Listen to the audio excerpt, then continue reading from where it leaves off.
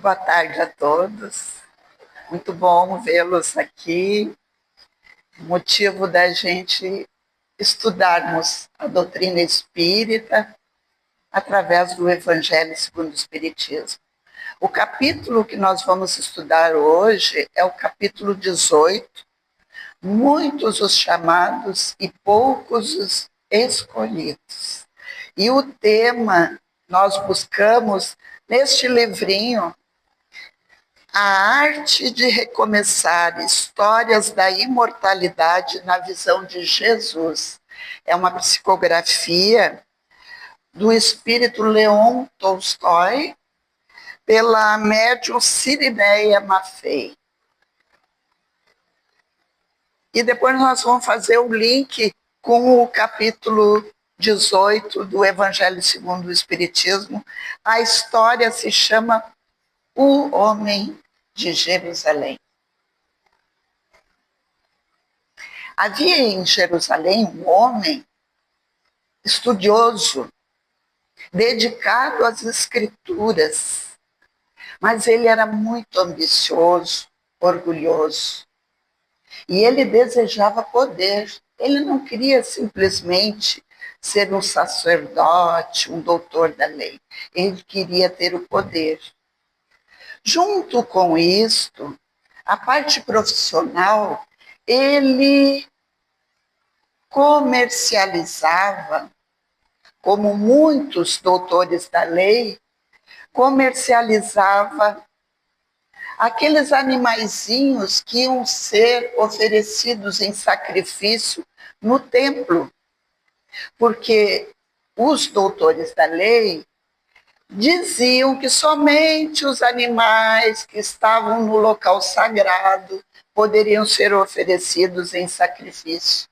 Então, eles tinham ali o seu núcleo, e aquele núcleo que comandava o comércio desses animaizinhos. Acontece que num dia muito especial, chegou nesse templo um homem de magnífica estatura. Os cabelos dele, a estilo nazareno, tinha uma cor amêndoa e ao reflexo do sol cor de mel. Seus olhos eram azuis.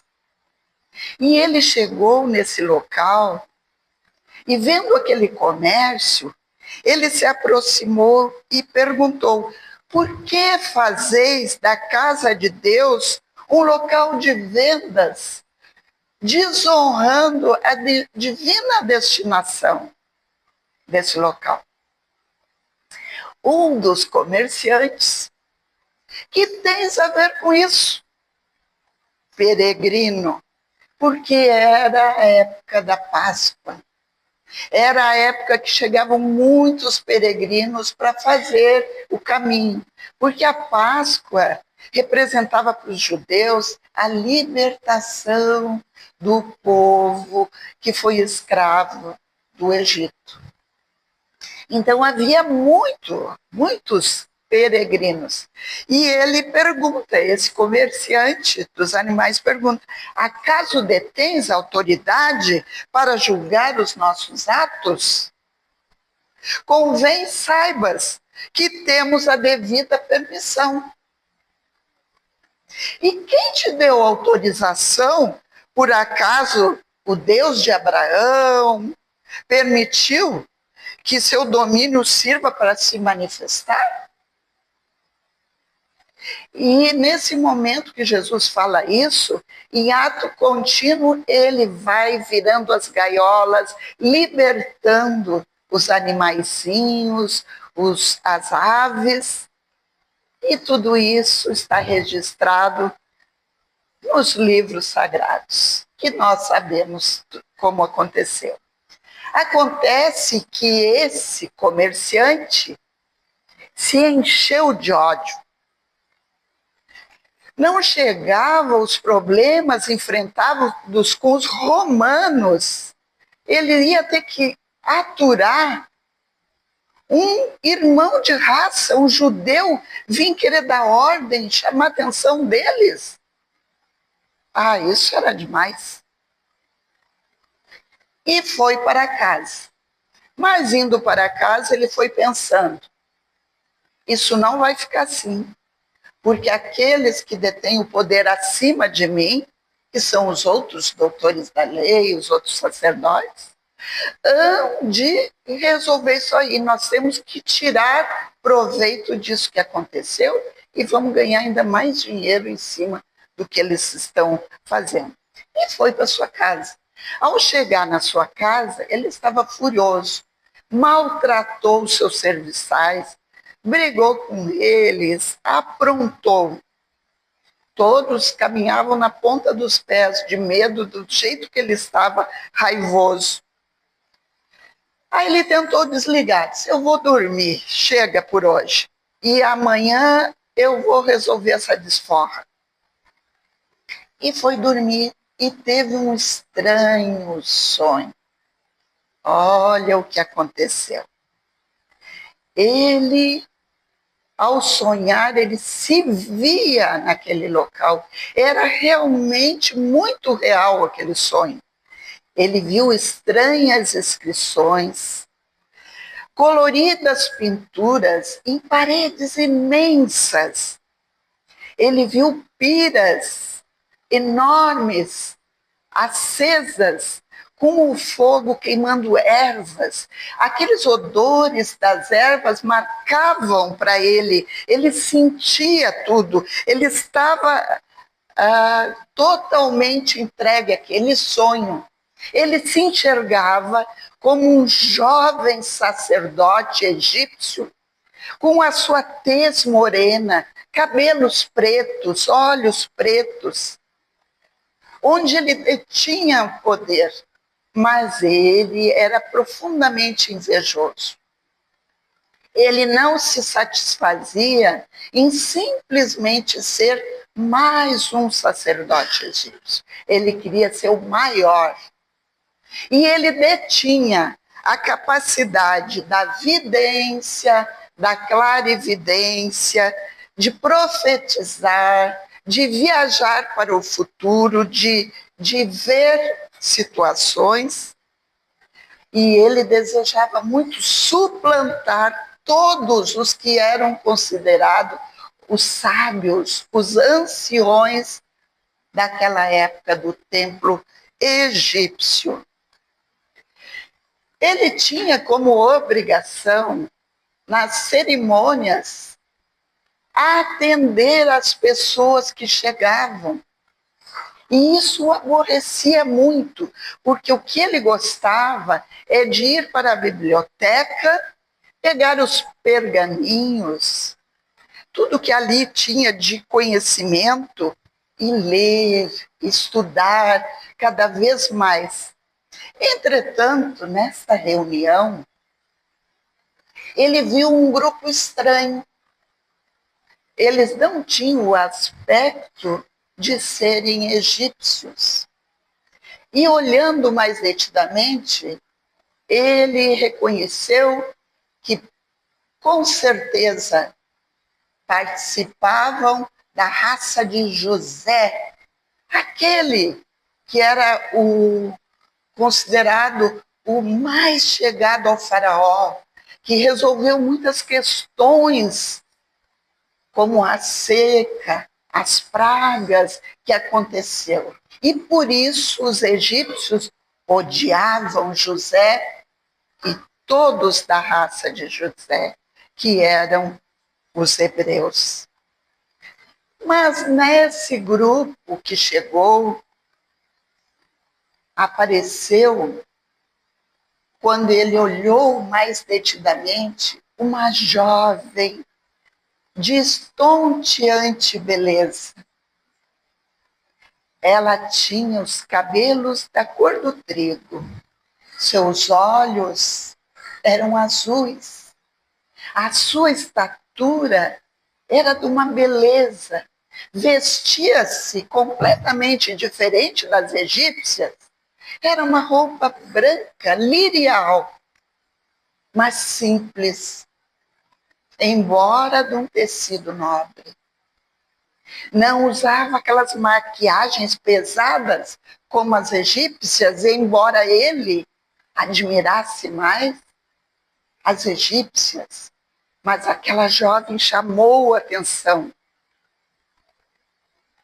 E ele não conseguiu tirar mais os olhos dela, até que em certo momento, como se um imã, ela também se viu olhando. E como se fosse um encantamento de um pelo outro, ficaram a se olhar. Era um fascínio que se produziu naquele momento. E aí, nesse instante, toca o bronze, soando e denunciando o final da cerimônia. Nesse instante que soou o bronze, o judeu acordou na sua existência. Ele estava no leito e ele recordava do sonho com tanta nitidez como se fosse verdade. E ele teve uma saudade imensa daquela jovem. Era como se a sua alma se dilacerasse de tamanha tristeza e saudade. Que loucura! Estava amanhecendo o dia. Calado, levantou-se. Lenta e maquinalmente, foi tomar o seu de jejum. Os seus serviçais se surpreenderam. No dia anterior ele estava brigando com tudo, agora ele estava calado. Fez o seu de jejum, foi vestir-se para sair. Mas na cabeça dele, na primeira esquina da rua, ele ia encontrar a jovem dos seus sonhos. Foi lá para o seu baú e procurou a sua roupa mais bonita e vestiu. Que se ele poderia encontrá-la pela rua, não ia deixar de ir. Arrumou-se, arrumou sua barba, seu cabelo e saiu. E por onde ele ia no caminho, ele ia observando, porque ele tinha a impressão que a qualquer momento ele ia encontrar a jovem, a bela jovem do sonho. Chegou no templo, já era tardinha. Os outros doutores da lei, os sacerdotes, se surpreenderam, mas o que houve? Estás doente? Nunca faltasse os teus compromissos. Como é que ele ia contar para eles que ele estava perturbado com sonho? Ficou quieto. Nós temos uma tarefa para você. Você vai ao encontro daquele que eles chamam de Rabi, o tal Jesus. Julgamos conveniente certificar. Quais as reais intenções dele? O que ele anda aprontando? Organize uma busca e localize. Sonda-o. Observe as suas atitudes, os seus atos, perquire os seus hábitos de vida, aproxima-te dele e traze a verdade. Nós precisamos nos prevenir. E ele prontamente, assim será feito. Tranquilizai-vos, porque eu amanhã irei atrás desse tal de Rabi e nós vamos ver o que nós vamos poder fazer.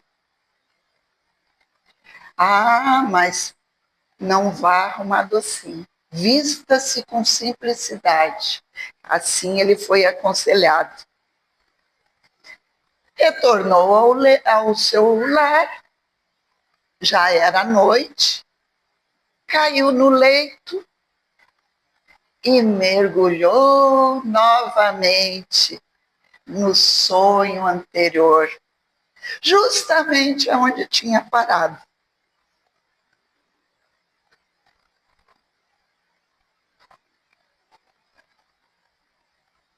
Os sacerdotes do templo egípcio, após aquela longa cerimônia, abandonavam o templo, assim como aquele grupamento onde estava a bela jovem.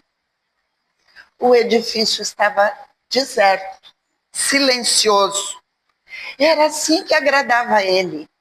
Ele gostava de estar só, com seus papiros, com seus pergaminhos, estudando, porque ele cada vez mais queria se aprofundar.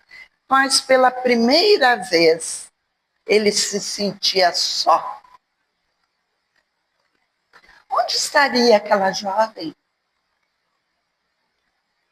Foi para o seu quarto, vestiu um manto escuro, era noite, e saiu. Ele morava numa bela cidade às beiras do rio Nilo. Chegou próximo ao rio, desamarrou um pequeno barco, entrou. E a princípio deixou o barco levar, mas depois, pela vontade que ele tinha de rever aquela jovem, ele direcionou o seu pensamento, aquela capacidade que ele tinha de mentalizar, pensou na moça e impulsionou de forma sobrenatural o barco. E ele foi seguindo, até que chegou numa bela vivenda, onde tinham carramanchões floridos, e ele desce. Desce e consegue subir.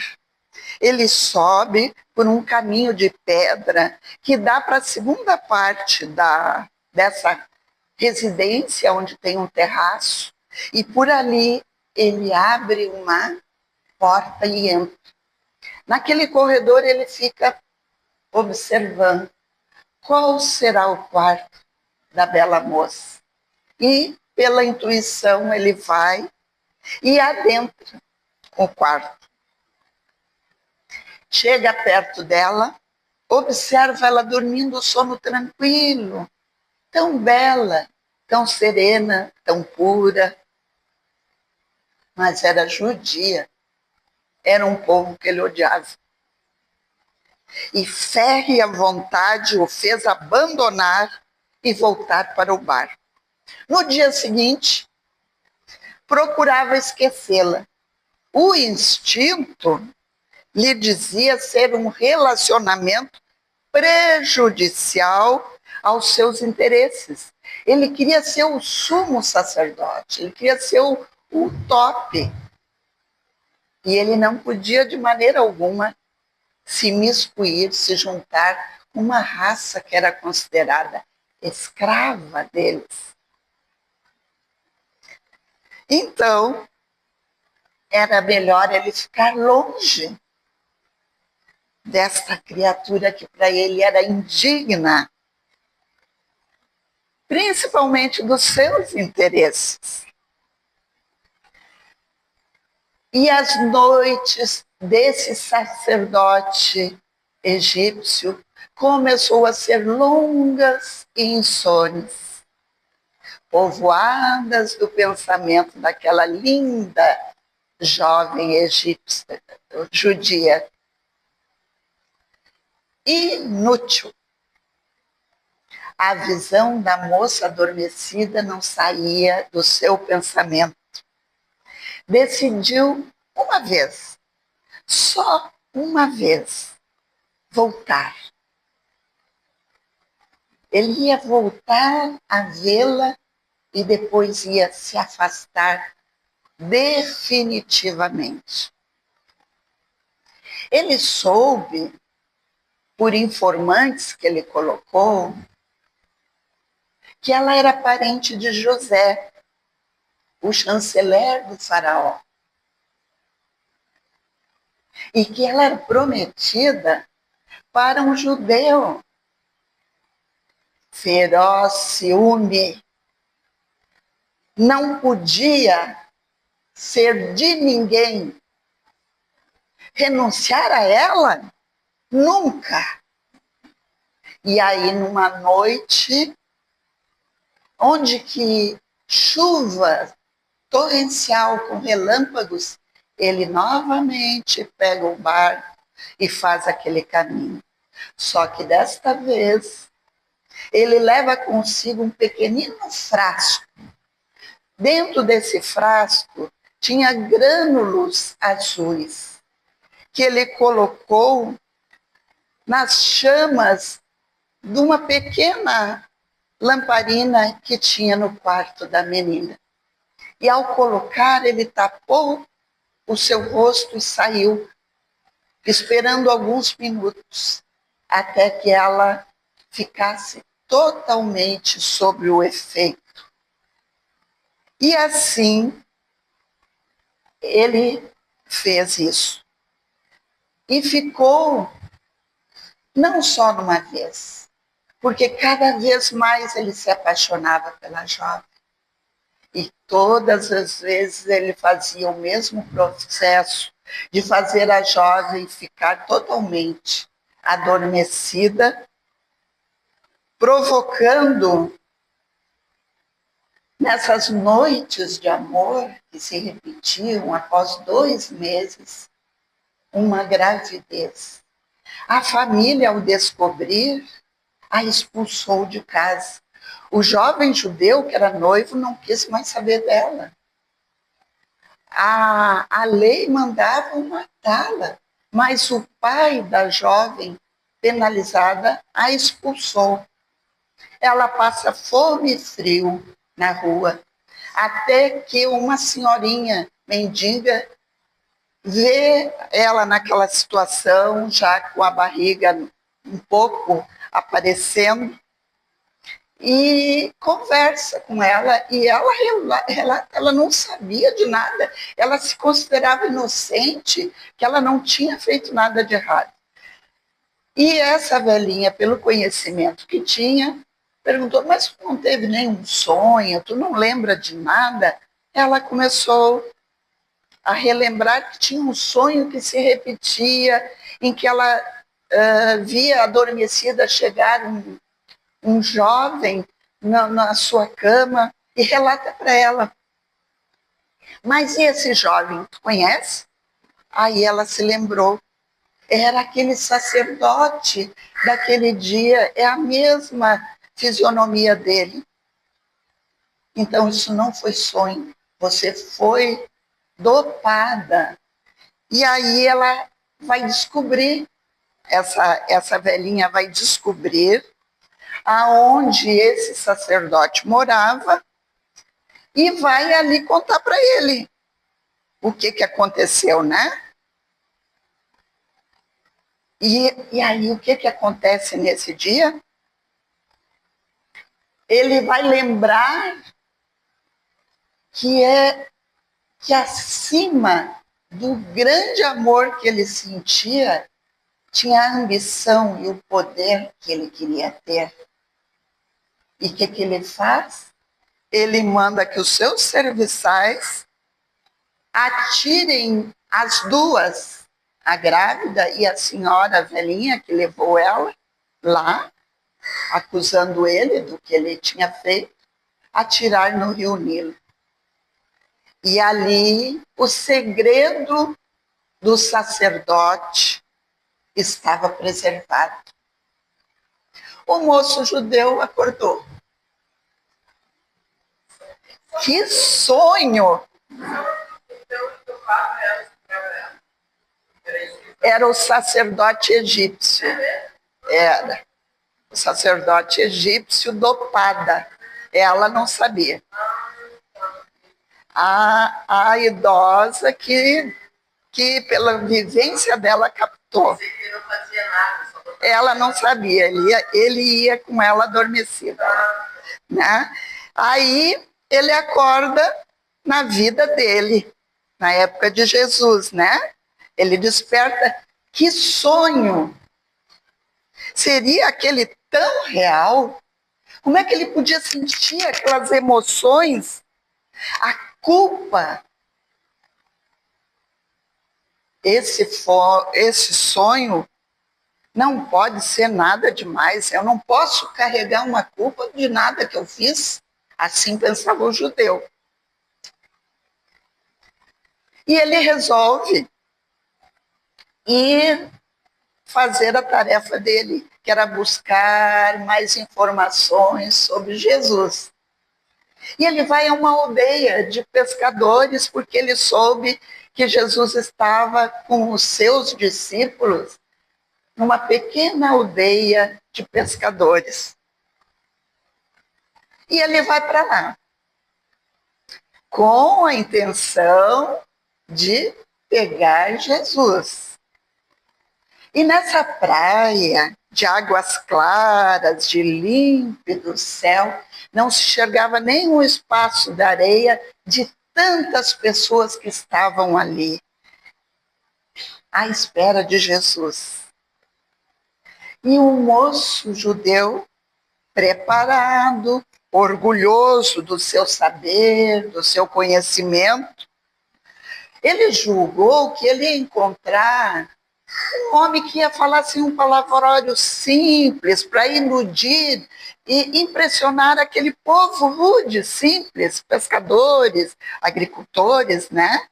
Mas que espanto ele teve ao ver que aquele homem discursava admiravelmente. A sua voz era serena, impunha-se naturalmente. E ele ouviu ele dizer assim: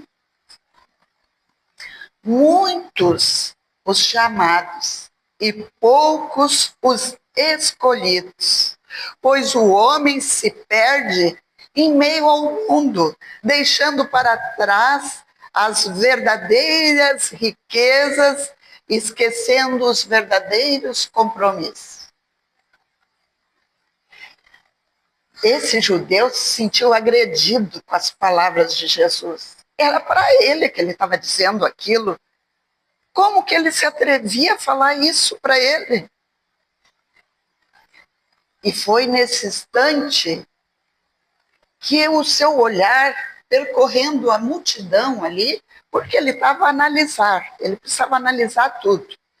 Embora ele estivesse enraivecido com o que Jesus estava falando, ele queria ver quem estava. E ele encontra o olhar, alguém que se vestia com umas vestes brancas. O rosto estava voltado para Jesus, ele via o perfil, mas ele cambaleou. Ele sentiu-se desmaiar. Era a moça do seu sonho. Ela mesma, igualzinha, mesmo cabelo. A única diferença é que ela tinha um véu sobre os cabelos. Julgou-se estar no Egito, vivendo aquele amor. E uma imensa saudade doía no seu peito. E ao invés de observar Jesus, que era a sua tarefa, e as curas que Jesus estava fazendo, ele só tinha olhos para a belíssima jovem, que lhe absorvia inteiramente a atenção. Fechou os olhos, não é possível. Isso é uma miragem. Ao abrir os olhos, intensa comoção, Jesus estava na sua frente. E Jesus lhe fala que o Pai te ampare. Então, que tens a me dizer, homem do templo? De ti nada quero, pois nada tens a me dar. Não me convences. Como este povo ignorante e tolo, não acredito nas tuas curas. Jesus sorriu. e continuou a atender as pessoas. Aborrecido, retornou à sua residência, pois que ele não encontrou mais a jovem ali no meio da multidão. Preciso de tranquilidade para desmascarar esse profeta. Ele acordou no dia seguinte com dor de cabeça e resolveu retornar àquela aldeiazinha. Chegou cedo, mas já havia muitas pessoas lá à espera de Jesus. E as horas foram correndo. A notícia era que Jesus havia saído de barco com os pescadores da região. Para matar o seu tempo, deitou embaixo de uma árvore de sombra fresca e adormeceu, retornando ao seu sonho do Egito. O sacerdote egípcio, após o brutal assassinato das duas mulheres, vivenciava desespero, remorso, saudade, mas não valia arriscar tudo que ele queria. A encarnação dele foi longa, tornou-se respeitado, temido, com poder, tudo o que ele queria. Remorso? Recusava-se a admitir. Sepultava dia a dia, bem lá no fundo do seu ser, a bela judia, mentindo para si mesmo, mas jamais a esquecendo. Ele escondia a sua dor, que o atormentava todos os dias. E nesse Egito de séculos e séculos atrás, deitou-se um dia para não mais levantar. Teve todas as honrarias de um rico e de um sacerdote do templo egípcio. Amargou por anos nos sombrios antros do mundo espiritual. Ouvia as vítimas acusando, mas nunca conseguiu perceber a luminosa presença daquela que foi a sua amada. O supremo sacerdote do Egito desconhecia o poder do amor e do perdão. Despertou do pesadelo. Os barcos vinham voltando com Jesus. Ele estava muito perturbado. O sonho era muito real para ele, era ele que viveu aquilo.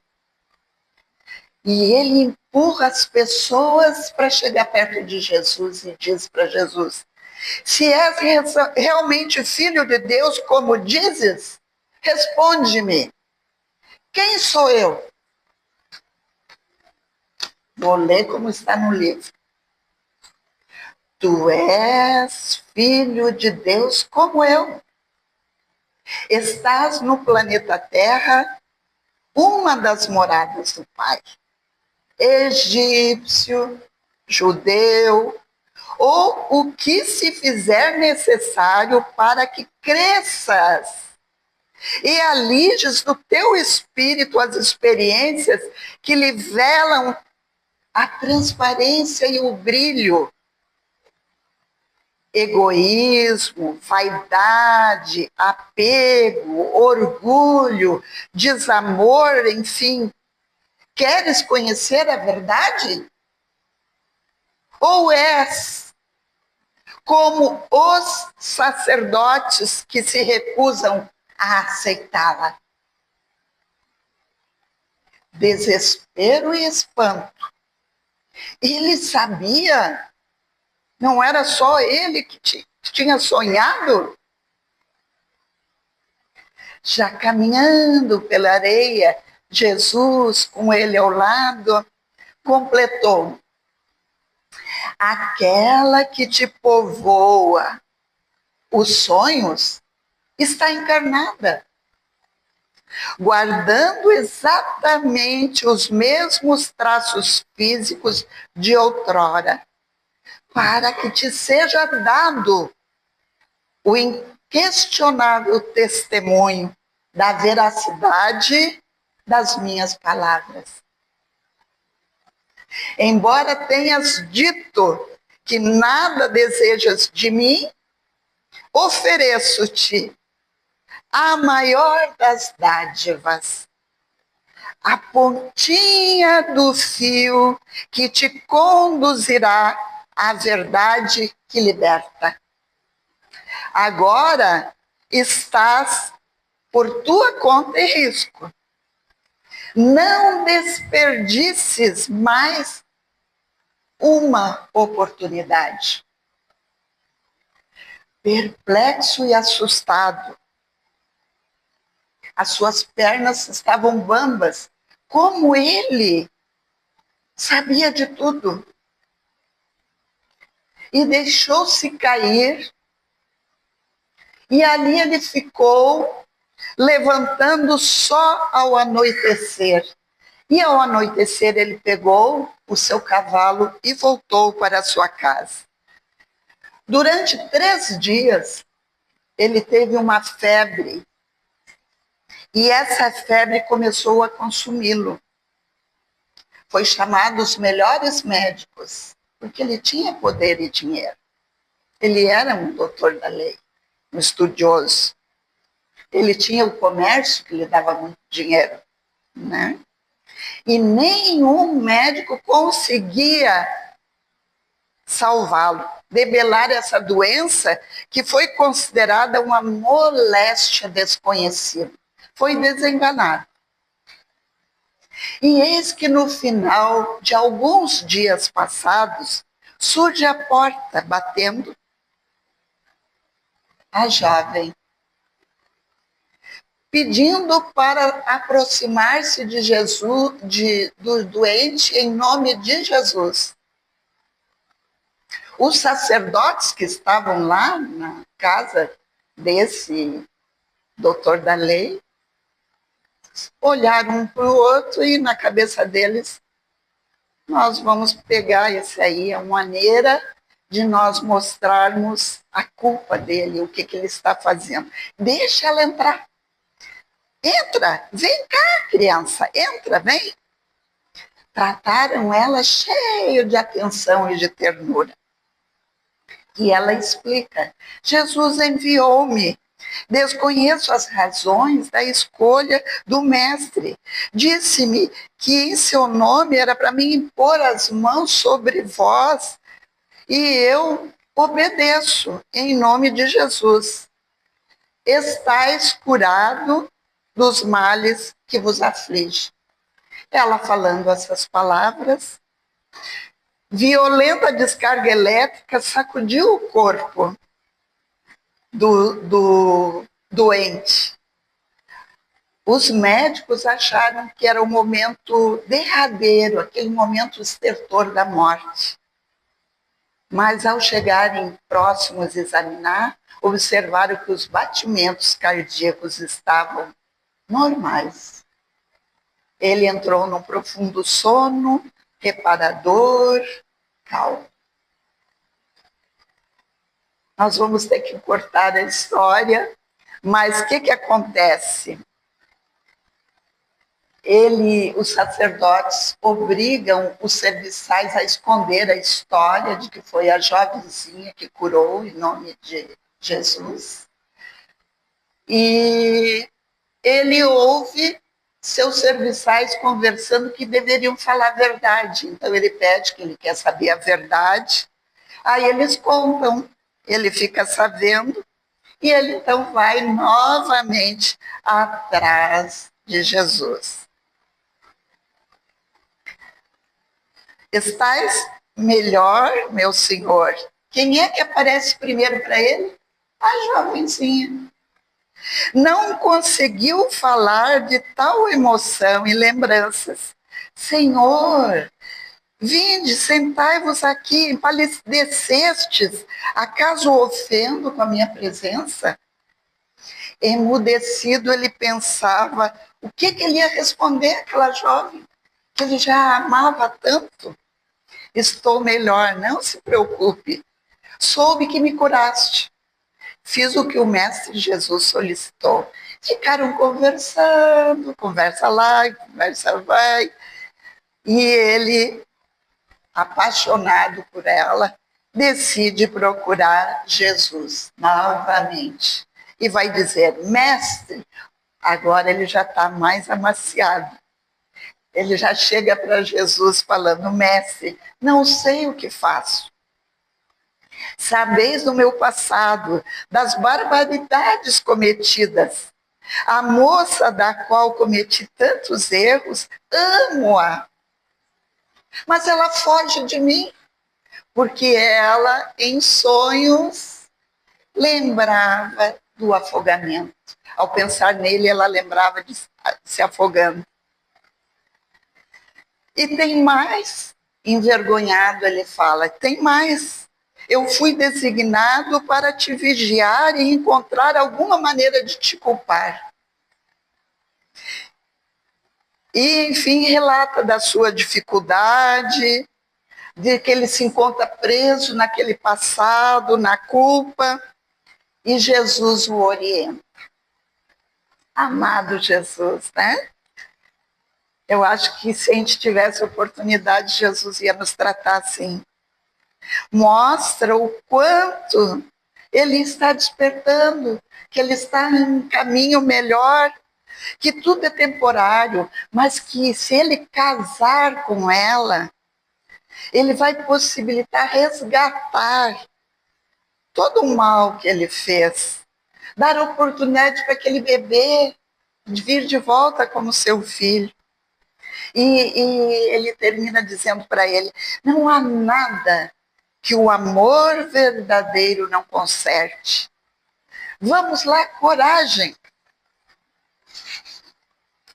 E assim aconteceu. Venceu as barreiras, teve que abandonar o poder, o dinheiro, a vaidade, o orgulho, e se tornou um discípulo anônimo de Jesus. Como nós devemos ser, discípulos anônimos de Jesus.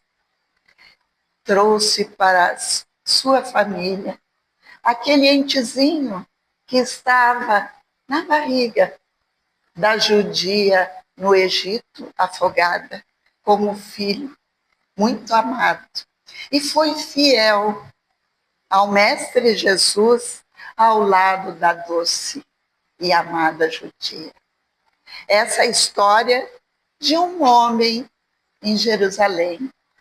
Muitos são chamados e poucos os escolhidos. Nós estamos sendo chamados. No capítulo 18 tem o festim das núpcias, onde nós estamos sendo convidados. Não esperemos mais o convite, como esse que precisou de mais de uma encarnação para se ajustar e seguir Jesus.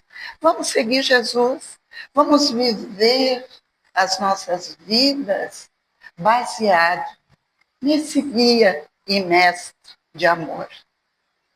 Que a mensagem de hoje cale fundo nos nossos corações, traga para esse ano que está iniciando propostas das nossas melhores posições, ideias perante a vida. Muita paz a todos.